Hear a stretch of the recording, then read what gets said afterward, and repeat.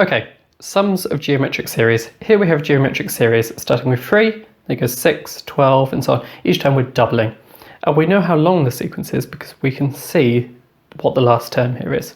Now at the moment we don't know how many terms there are, but we could work that out. What we want to do is find what all of these things add up to. So literally the sum. Now you can see actually from the notation here how many terms there are. There are 10. And if you manually multiply by 2, you will end up with 10 terms.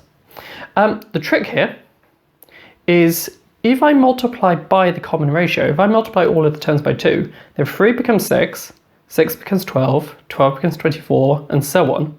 This term becomes 3072. What we've got here is twice whatever the sum was originally. Notice that most of these terms are the same.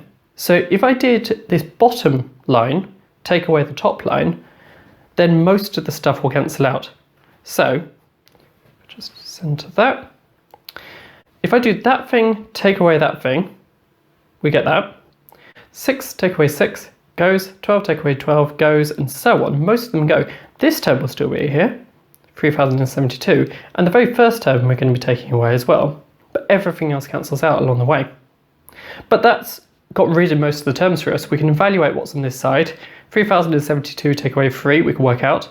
And on this side, if I factor out a 2 minus 1, then, well, that's just 1. And so we get what our answer is. Now, what I've done here is I've done it just with numbers. We're going to do exactly the same thing with algebra now. So, this is the general case. We're going to start off with a general sum at the top here. So, S of n, so how many terms we've got, is the first term a plus the next term, a times 1 lot of r plus a times 2 lots of r, and so on. It goes up to r to the n minus 1 because this means we've got n terms in total. To get to the last term here, we started off with a and then we multiply by r n minus 1 times. The trick, again, is we want to make all of the terms look like the next term. So if I multiply the whole thing through by r, a becomes ar becomes ar squared, and so on. Everything shifts along one place.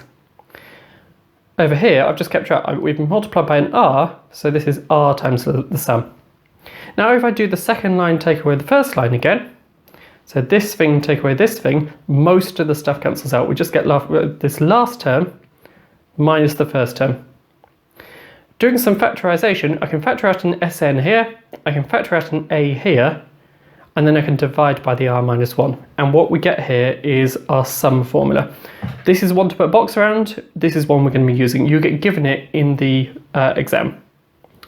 Right, this thing here, you also get given in the exam. It's just the same thing but rearranged. If you multiply the top and the bottom by minus 1, then you can swap around these and you can swap around these. This is equivalent. It's the same thing. In practice, if you use either of these formulas, you get the same answer. Sometimes this is more useful. Sometimes this is more useful.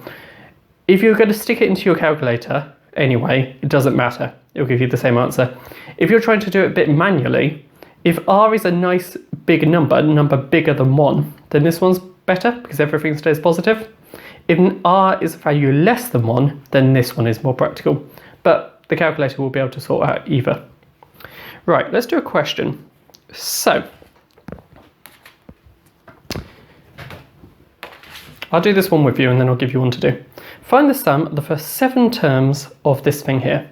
So it's a geometric series where we know what the first term is and we know how many terms because it's told us in the question. First thing to do is work out a and r and n. So here we go.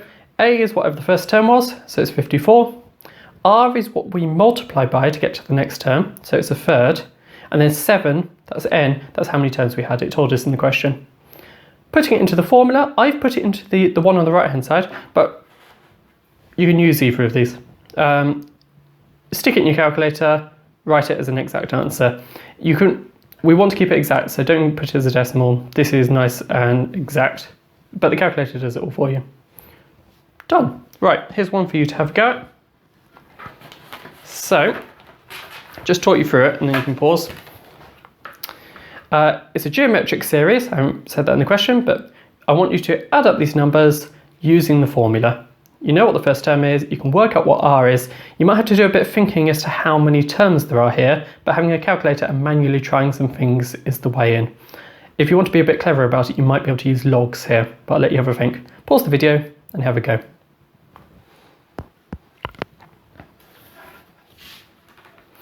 Okay, the first term, a was 7, and the thing you're multiplying by is 5. The number of terms here, you can either just start on your calculator by typing in 7 and pressing equals, if it will do that. So 7 and equals. And then if I go multiply by 5, it's written as aunts multiplied by 5. Every time I press it, it works out the next term. So the next term, the second term, was 35. If I press it again, that's the third term, the fourth term, the fifth term, the sixth term, the seventh term, and we're done. That's the right one. If you wanted to use logs, that was fine too. This is just a bit of rearranging, but usually they don't go many terms, and so just working it out manually is the way to go here.